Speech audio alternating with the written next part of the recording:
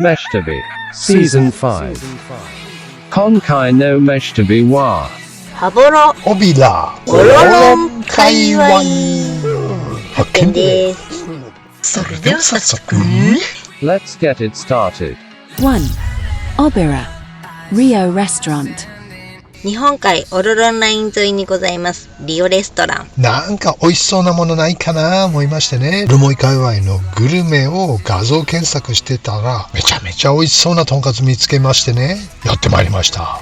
とんかつ？海鮮美味しいオーラ満々の日本海オロロンラインでなぜにとんかつなわけ？いや関係ありませんよ。ここはこれっしょ的なご当地的なやつって実は結構外れも多いからね、経験的に。そっか。どこにあっても何を出してるお店でも美味しいお店は美味しいってことさ。まあそうね。お昼時ということもあり混雑しておりましたね。結構地元の方がたくさんいらっしゃってる印象でしたよ。お盆のオロロンライン沿いながら。あら、期待ますます高まりマックス。じゃじゃーん、でかっ。すごいっしょ、うまいっしょ。これは写真で見るより全然美味しかったよ。びっくりした。四元豚を使った肉料理が売りのお店なんだけど全部美味しそうだったね。隣の兄さんのタレカツ丼もうまそうだった。四元豚うまし、塩でいけるとんかつだ。これはとんかつ屋さんに食べてみてもらいたいとんかつっすわ。札幌に出て行ってもトップ争いできるとんかつじゃないかと思いました。おいちゃんはね。あらすごい。そんなに？そうなんです。柔らかジューシーのどでかいとんかつ、マジおいちゃんの顔サイズ&厚さは200万から250万円ってとこかな。この肉質のとんかつ定食が1480円ってのはべらぼうに安いと思いましたね。あら、そりゃ私も行かねばならねえな。いろいろ食べてみたいものだらけさ。またオロロンライン来る口実ができました。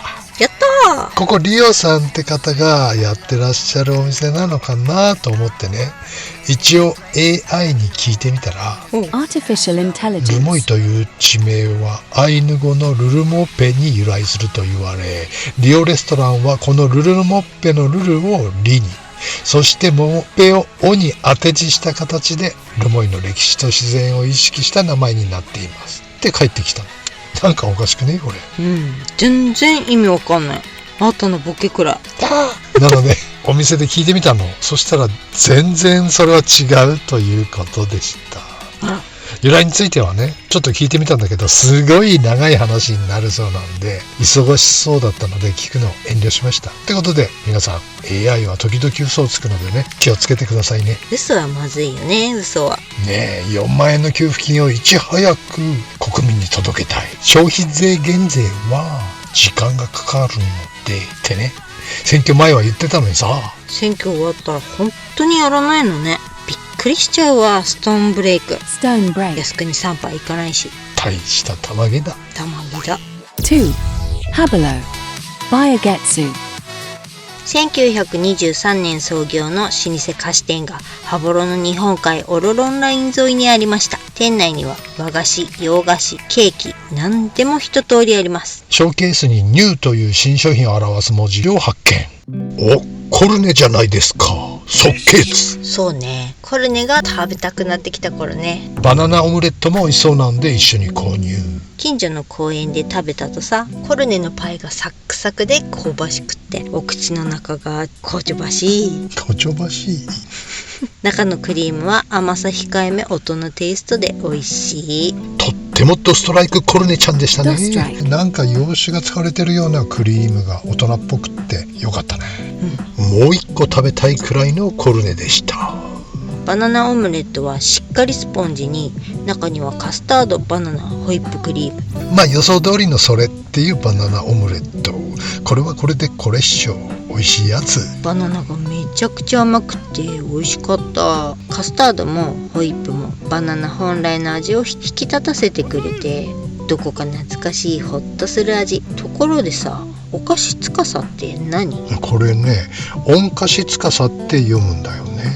お菓子を司る人ってことなんだろうけど、要は和菓子職人のことなんだけど、まあ言うなればパティシエの日本昔版って感じかな。または元祖小動物系アイドル。それは伊藤司。3. Tomamare, Coco Capi Woo. オロロンラインの大人気ウニ屋さん、漁師さん直営なのでとってもインエクスペンシブ Inexpensive. にウニがいただけちゃうんです。そりゃあ漁師さん直営なら鮮度も間違いないですしね。そうなの。11時オープン、開店10分前に来てみたら待ち人13人とまあまあの好位置。皆さんウニを求めてはるばる長崎やら川崎やら尼崎やらいろんなとこからいらしてる。あ、インフンだね。いいんでしょ。今回の狙いはバフン。来たな。そう、この界隈のバフンに取れていない問題が非常に心配でしてね。それが今年はどうなのかなってことで来てみましたら、紫ウニで4000円、バフンはなしよってことで断念。チーン。今年も量は決して良好とは言い難いかなっておっしゃってました。いやー困ったもんだね。こりゃまさかこんなことになるとは。ウニが取れなくなる日が来ると。子供の頃もっと食っときゃよかったな。ってことで今回はタイ産、前回の総八ガレー定食950円をご紹介。焼き魚も美味しいんですよ。ここカピューさん、ホタテのお刺身にホタテのお味噌汁、卵焼き、小鉢までついて、やっぱこういうのがいいんでない？北海道。何言ってんだ。せっかくココカピュー来てんだからやっぱりウニ食べないとさ。お言葉ですが、あなたここカピューさんでまさかのカツカレー食ってらっしゃいましたよね。まさかココカピューでカツカレーなんて食ってるわけ。ほんまや。ほら。そういえば食った。4. Obira, Sumile. 飯旅ではおなじみすみれさん、オロロンライン走ったら必ず寄っちゃうポイントね。今年で通い始めて4年目かな。やっぱ今日も雨かと思ったら晴れた。なぜだかすみれさんに来る日は雨率高いのよね。そうなんです。雨降りというか土砂降りね。今朝も土砂降り、雷ゴロゴロだったんでやっぱりねと思いきや、いえ、3回連続の雨は回避。晴れた。じゃっじゃーん、来ました。ミニとんかつ丼。視聴者さんからミニカツ丼食べてみなはれ情報いただいてましたのでね。ミニとんかつ丼ってね。なぜにミニってね。って待って、これでミニどういうこと？とんかつ2枚も乗っかっちゃってるじゃんか。おーいおい、そんなミニってあるか？ってことはレギュラーはとんかつ4枚乗ってんのかな。かな。きゃー、これよこれ。わお。だからおすすめはミニだったのね。カツがさっくり上がっててサラサラの醤油だれでいただくタレカツ丼ってやつね。食欲マシマシマッスル。マッスルマッスル。これは新潟タレカツみたいな感じだね。これ北海道じゃあんまりお目にかかれないやつですさね。しかも量がやばいって。あ、これは我々中高年者にとっては食べ放題状態。まったくだ。レギュラーサイズなんて1週間飲まず食わずでも絶対無理。無理。小食動物のおいちゃんは得意のちょっぴりシリーズから今回はちょっぴりホタテ丼。だってカツカレー直後だったからね。あ、そうだった。これ650円ってすごいね。たっぷりな新鮮のホタテが乗っちゃってます。紐も綺麗に洗われててね。そうそう、これもめったに見れないよね。紐を刺身でってのもオツでございましたね。これで650円ってのはマジすげえ。700円だったちょっぴりいくら丼もついに1000円オーバーの1050円になっちゃっていました。それでも安いけどね。安いね。ここは大人気も納得のお店だね。海鮮まみれ丼うまそうだったな。来年は海鮮まみれ丼に決めた。私はマグロ丼にする。あ、マグロうまそうだったね。早く来年来ないかな。ね。5. ニューヨーク Habelo Onsen Sunset Plaza. 今回は道の駅ホットハボロに隣接したホテルの日帰り入浴で整います。ホテルの横前が道の駅にもなっていて、とっても便利なのであります。はい、こちらの道の駅も広い芝生のある公園とバラ園が隣接していて、とってもリラックスできるいいところなんですよね。今回はちょうど夏祭り盆踊りで盛り上がっておりましたね。餅巻きしててさ、欲しかったんだけど、目の前にいた長身の兄さんがね、一郎張りのスーパーキャッチでおじちゃんの方に飛んできた餅全部取っちゃって、一個も取れんかった。あんたがヘボかっただけっしょ。そうとも言う。こちらの入浴料は通常650円ですが、JAF 会員は100円割引で550円で入れちゃう。ラッキー。男湯の脱衣所に鍵のかかるロッカーがちょっとしかないので注意が必要です。女湯は小さい貴重品ロッカーがあるので大丈夫。なのでおいちゃんも女湯に入れてもらうことにしました。なんちゃってグリーンに貴重品は預かってもらいましたとさ。はい。久しぶりに来たら3年ぶりかな。浴室の扉を開けた途端にアディロンダックチェアが視界に入ってきてね、めっちゃテンション上がりましたね。2個だけだったけど。あったあった。女湯にも何個2個、赤と青。赤と青ね、椅子は全部で6個かな。外には1個しかないのがちょっと残念だったけど、空いてたから問題なし。女湯ゼロ。露天に露天に。あらま、我ら飯田ビーズいっつも空いてるであろうお昼頃を狙っていくからね、だいたい問題はないんだけども、3時頃からどこの施設も混み出すよね。そうだね。90度前後の10人サイズで気持ちよく汗かけるサウナと、水風呂はマックス4人サイズくらい、18度くらいあっちゃうのでずーっと入ってちゃうやつだね。露天にある庭園の石垣に座れば心地いい風と太陽に照らされて整えちゃうし、脱衣所に給湯器があってキンキンに冷えたお水にありつけるのもグッドね。あれ、 Good. 水あったの？あったよ。おいちゃんは水。 6. Today's katsu curry. Tomamare. Kokolo. 視聴者さんのカツカレーうまいよ情報でやってまいりました心さん。カツカレーください言うたら母さんがね、量は普通でいい？小さいのもあるけどって言うの。そんなに量多いんですかって聞いたっけ。結構あるよ、900g であるからねっていうことで。900って何グラム？ 900g は 900g でほぼ1キロじゃす。じゃーん、これですよ、これでっか。おいちゃんの顔ぐらいあります、このとんかつ。そうおっしゃい。あんたの顔そんな可愛いもんじゃありませんよ。そう、これぐらいでしょ。ダブル。マジでマジで。いや、なんで喜ぶ？ってすごいっしょ。ちなみにこれショーですからね。でこれ爆盛り食堂のやつだよ。これは大変だ。サクッと揚がった巨大カツでも、これはさすがに食べきれる気がしない。ルーはというと思いのほかトロシャバスパイシーなカレーでね、独特のスパイス配合が食欲をそそのかし、結構ペロッといけちゃいました。普通あんま表に出ないスパイス感が独特でしたね。スターニスかな、カルダモンかな。あ、そっち系？そうなの。そして奥にはしっかり SB 感も感じられる美味しいカレーでした。教えてくれた視聴者さんありがとうございました。エビカレーっていうのがあってね、それを絶賛してるパイセンがいたんで。なんですと？超気になるねえ。来年絶対食べよう。食べましょう。 7. Habelo. Kubota Oyaki 10. 羽幌で創業71年というお焼き屋さん。朝からおやさん大量に焼いておりましたね。お盆でみんな買って帰るのに予約が入るらしいっす。2、30個とかまとめ買いする人もいるんだとか。一般的なお焼きより一回り小さい満腹でもいけちゃう危険なサイズ。確かに味は1種類。